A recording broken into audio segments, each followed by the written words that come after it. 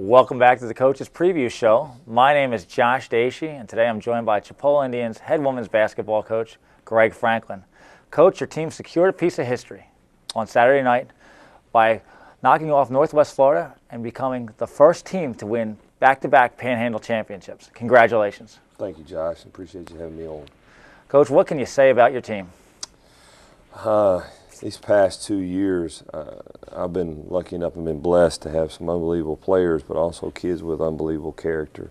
The difference in our team right now than before Christmas or the first part of conference play has been the hunger of those kids wanting to get better, not being complacent. At times we've bumped heads, and I've had to really kind of make them aware that, look, we got to get better. It's a race to the end to get better. Who can be the best at the end? But also tipping my hat to our freshmen, because they're playing unbelievable right now. Gilmore and Julian are the total difference in everything. It's going to take so much more stress off of Evelyn down the stretch here, because those two kids are very capable scorers at this moment and playing some unbelievable defense. Coach, can you talk about some of the emotions that went on Saturday night? Northwest playing their sophomore night, okay? A lot of those kids were being recruited by the late Patrick Harrington. What was it like for you to get those kids ready in an environment that they lost to about a month ago? You know, Patrick's an unbelievable coach. He was an unbelievable coach. He was always a tough opponent. And those kids, I can see them carry over some of the things that they got from him. I mean, playing with the tenacity that he probably taught them in practices and things like that. It was kind of weird, the first time going in there and not seeing him, because he was always smiling, always. I mean, come in and joke with you.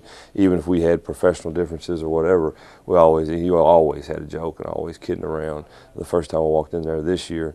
And then we're doing the national anthem the other night, and I look up and I see the banner for his foundation, and it just hit me, this past year playing in there and him not being there.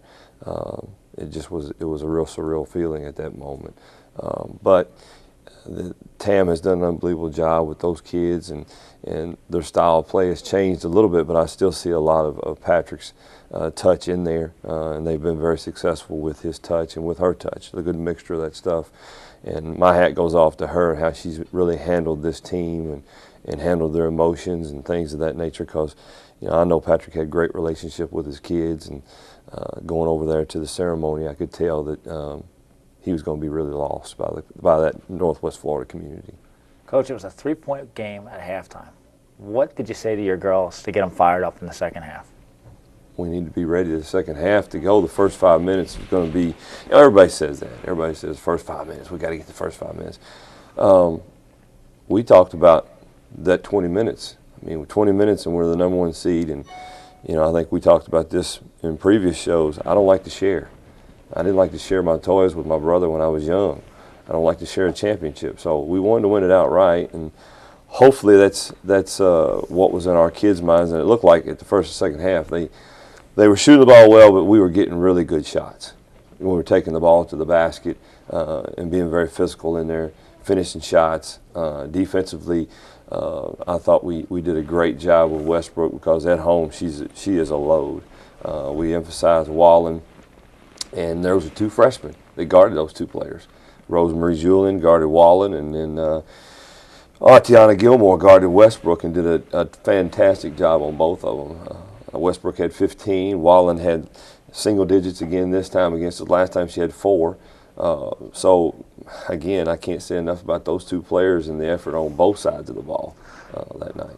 Coach, we oftentimes talked about Sue. We talked about Evelyn. One player that really stepped up on Saturday night was Tiana Gilmore. 5 for 7 from behind the arc. She came to play and was one of the key reasons you guys won on Saturday. Can you talk about her? The thing is I've been told this ever since I was a young kid.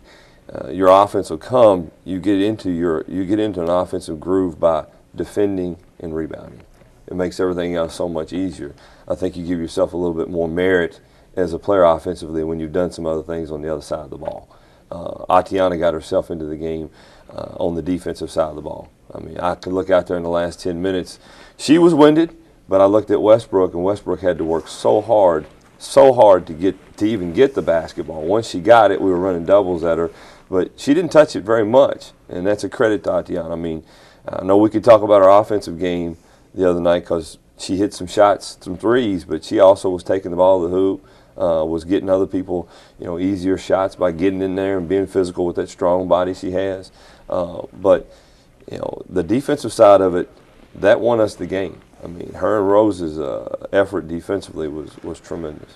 Coach, leading into March, on Saturday night we saw the rotation, roster spots, and it's been trimmed down a little bit in the rotation. We only played 6. Is this the type of what we're going to see throughout March? Well, it changes. With practice, I'm a guy that when we have practice, I decide, what we're going to do. And it may change from game to game. And it may change with the matchups, personnel.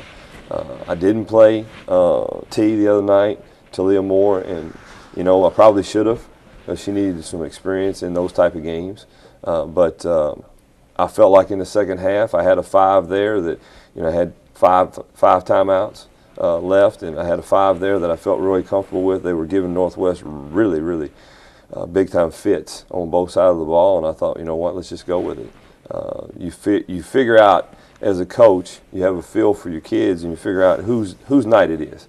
And I felt like those 5 kids that night were playing together well, so I was going to burn some timeouts and keep them fresh and use the media. And I'd kind of decided that at halftime when we started Janisha.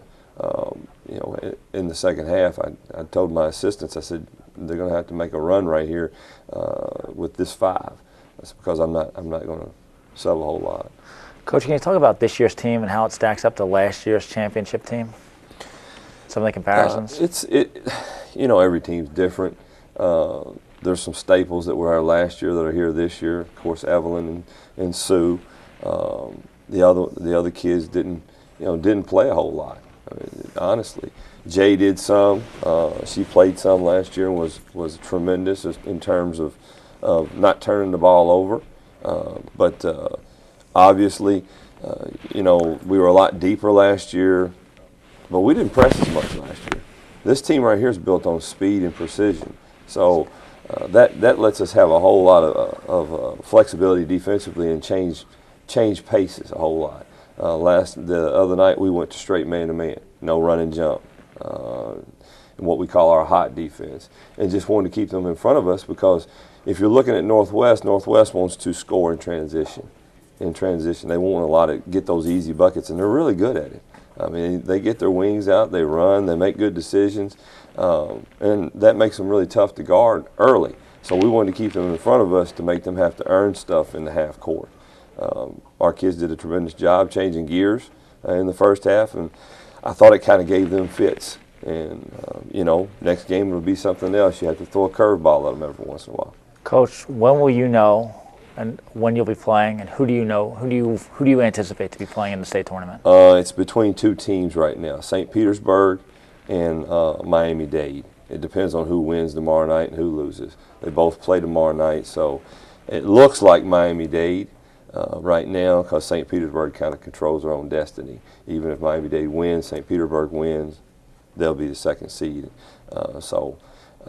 I feel like it'd probably be Miami-Dade. Miami-Dade's an athletic team, long, very talented, but we'll see. I mean, I haven't got to scout them as much. I saw them in Jamboree, both teams. Saw both teams in Jamboree.